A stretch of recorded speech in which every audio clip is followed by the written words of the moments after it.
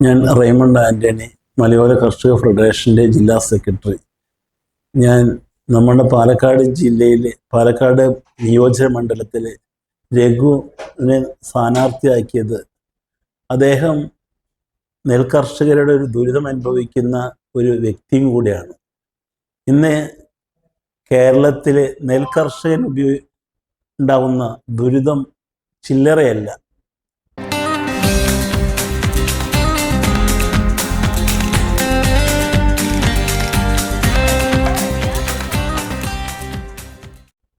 അവൻ കൊയ്ത നെല്ല് എടുക്കാൻ വേണ്ടിയിട്ട് മില്ലുടമകൾ വരുന്നില്ല. മില്ലുടമകൾ അഥവാ വരികയാണെങ്കിലോ ഈ നെൽകർഷകന് പണം കിട്ടാനുമില്ല, സർക്കാർ കൊടുക്കുന്നുമില്ല. അപ്പോൾ വളരെയേറെ ദുരിതം അനുഭവിക്കുന്ന ഒരു കാലഘട്ടത്തിലൂടെയാണ് ഇന്ന് കർഷകർ പോയിക്കൊണ്ടിരിക്കുന്നത്.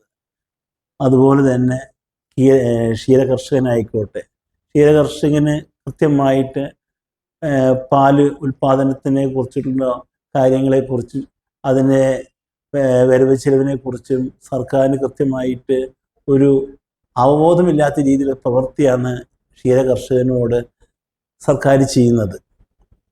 അതുപോലെ തന്നെ മലയോര കർഷകരെന്ന് പറഞ്ഞു കഴിഞ്ഞാൽ ഭൂമി സംബന്ധമായ വിഷയങ്ങൾ, ഇപ്പോൾ ഫോറസ്റ്റും റവന്യൂ സംബന്ധിച്ച് കേസുകൾ നിലവിലുണ്ടാവും. ആ കേസുകളിൽ പെട്ട ഭൂമി ഹൈക്കോടതിയിൽ കേസ് നിലനിൽക്കുന്ന ഭൂമിയിൽ പെട്ടെന്നൊരു തീരുമാനം ഫോറസ്റ്റ് ഡിപ്പാർട്ട്മെൻറ്റ് എടുക്കാൻ പാടില്ല.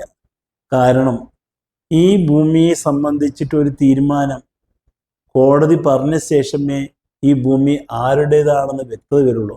ഇവിടെ കേസ് വരുമ്പോഴേക്കും ഉടനെ തന്നെ ആ ഭൂമി പിടിച്ചെടുത്ത് അതിലെ മരങ്ങൾ മുറിച്ചു മാറ്റി അവിടെ ജെണ്ട കെട്ടുന്നൊരു പ്രവണതയിലേക്കാണ് ഇന്ന് ഫോറസ്റ്റ് ഡിപ്പാർട്ട്മെൻറ്റ് പോയിക്കൊണ്ടിരിക്കുന്നത്. അപ്പോൾ ഇവിടെ കർഷകനെ ശരിക്കും പറഞ്ഞാൽ ആത്മഹത്യയുടെ വക്കിലേക്ക് തള്ളിവിടുന്നൊരു ഘട്ടത്തിലേക്കാണ് പോകുന്നത്. അതുപോലെ തന്നെ വന്യമൃഗശല്യം യഥേഷ്ടം പെരുകിക്കൊണ്ടിരിക്കുകയാണ്. ശാശ്വതമായൊരു പരിഹാരം കണ്ടെത്താൻ സാധിക്കാത്ത ഒരു ഗവൺമെൻറ്റാണ് ഇന്ന് കേരളം ഭരിക്കുന്നത്.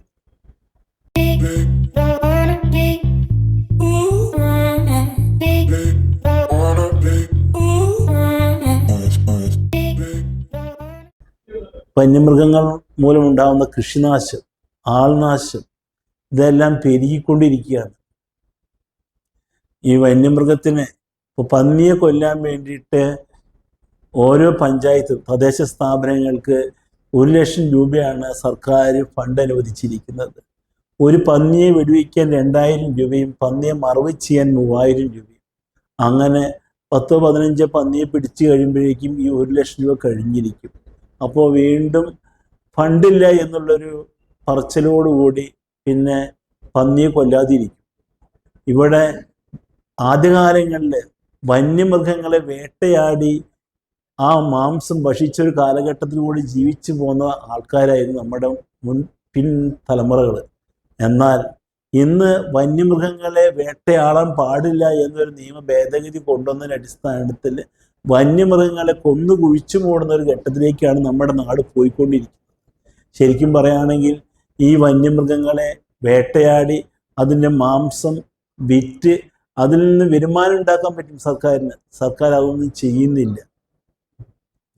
പിന്നെ റബ്ബർ കർഷകർ ഇന്ന് ന്യായമായ വില കിട്ടാതെ റബ്ബർ കർഷകരെല്ലാം ഈ റബ്ബർ ഉൽപ്പാദനത്തിൻ്റെ തോത് കുറഞ്ഞതിൻ്റെ അടിസ്ഥാനത്തിലും റബ്ബർ കർഷകർ ഉണ്ടാകുന്ന ദുരിതം കണക്കിലെടുത്ത് റബ്ബർ കർഷകരെല്ലാം ആ കൃഷി നിർത്തിക്കൊണ്ടിരിക്കുകയാണ്. എത്രയോ ഹെക്ടർ ഭൂമി പാലക്കാട് ജില്ലയിൽ തന്നെ 7,000 ഹെക്ടർ റബ്ബർ കർഷകർ ആ റബ്ബർ പണി ഉപേക്ഷിച്ചൊരു ഘട്ടത്തിലേക്കാണ് പോയിക്കൊണ്ടിരിക്കുന്നത്. അപ്പോൾ റബ്ബർ മേഖല തകർന്നുകൊണ്ടിരിക്കുകയാണ്. പിന്നെ നമ്മുടെ പാലക്കാട് മണ്ഡലത്തിൽ നിൽക്കുന്ന സ്ഥാനാർത്ഥി രഘു തെങ്ങിൻ്റെ ചിഹ്നത്തിലാണ് മത്സരിക്കുന്നത്. അതുകൊണ്ട് കേര കർഷകർ, തെങ്ങ് വിളയും കേരള നാട്ടിൽ കേര കർഷകൻ അനുഭവിക്കുന്ന ദുരിതം ചില്ലറയല്ല. തെങ്ങ് കൃഷി ചെയ്യുന്ന കർഷകർ ഇന്ന് മതിയായ വില ലഭിക്കാത്തത് കൊണ്ട് തെങ്ങ് മുറിച്ചു മാറ്റി മറ്റു കൃഷികൾ ചെയ്യേണ്ട ഘട്ടത്തിലേക്കാണ് പോകുന്നത്. അപ്പോൾ ഇവിടെ തെങ്ങ് കൃഷിക്കും ആദായമില്ല, റബ്ബർ കൃഷിക്കും ആദായമില്ല, നെൽകൃഷിക്കും ആദായമില്ല. ആ ഒരു അവസ്ഥയിലേക്കാണ് നമ്മുടെ കർഷക സമൂഹം, അന്നമൂട്ടുന്ന കർഷകൻ ദുരിതം അനുഭവിക്കുന്നത്.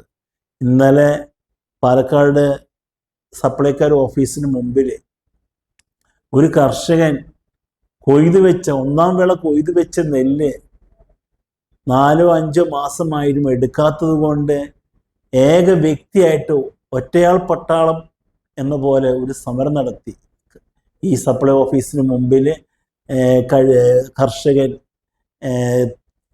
തോളിൽ തോർത്തൊക്കെ ഇട്ടിട്ട് ഒരു പ്ലക്കാർഡൊക്കെ പിടിച്ചിട്ട് ഈ സപ്ലൈകോ ഓഫീസിന് മുമ്പിൽ വന്നിട്ട് സമരം ചെയ്യുന്നു.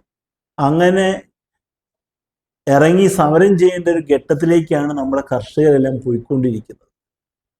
അപ്പോൾ കർഷകൻ അനുഭവിക്കുന്ന ദുരിതത്തിനും കർഷകൻ അനുഭവിക്കുന്ന വിഷമത്തിനും മതിയായ നീതി ലഭിക്കാത്തത് കൊണ്ടാണ് നമ്മുടെ പാലക്കാട് നിയോജന മണ്ഡലത്തിൽ നമ്മൾ സ്വതന്ത്ര സ്ഥാനാർത്ഥിയായിട്ട് രഘു എമ്മിനെ നിർത്തിയിരിക്കുന്നത്. അദ്ദേഹം നെൽകർഷകനാണ്. അദ്ദേഹത്തിൻ്റെ അവസ്ഥ എന്ന് പറയുകയാണെങ്കിൽ വളരെ ദുരിതം അനുഭവിച്ചിട്ട് മണ്ണിനോട് മല്ലടിച്ചിട്ട് അദ്ദേഹം 10-50,000 രൂപ വേണം ഒരു ഏക്കർ ഭൂമി കൃഷി ഇറക്കണമെന്നുണ്ടെങ്കിൽ.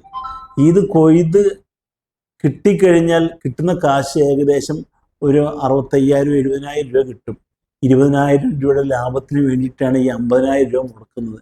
ഈ 50,000 രൂപ മുടക്കിയിട്ട് 20,000 രൂപ ലാഭം എടുക്കണമെങ്കിൽ അവന് ഈ നെല്ല് കൊടുത്തിട്ട് ആ കാശ് അതും പോലും കൃത്യമായി കിട്ടുന്നില്ല. അത് ലോൺ മുഖാന്തരം ബാങ്കിൽ നമ്മൾ എടുക്കേണ്ട ഘട്ടത്തിലേക്കാണ് പോകുന്നത്. അപ്പോൾ അതുകൊണ്ട് നെൽകർഷകൻ്റെ അവസ്ഥ വളരെ ദയനീയം.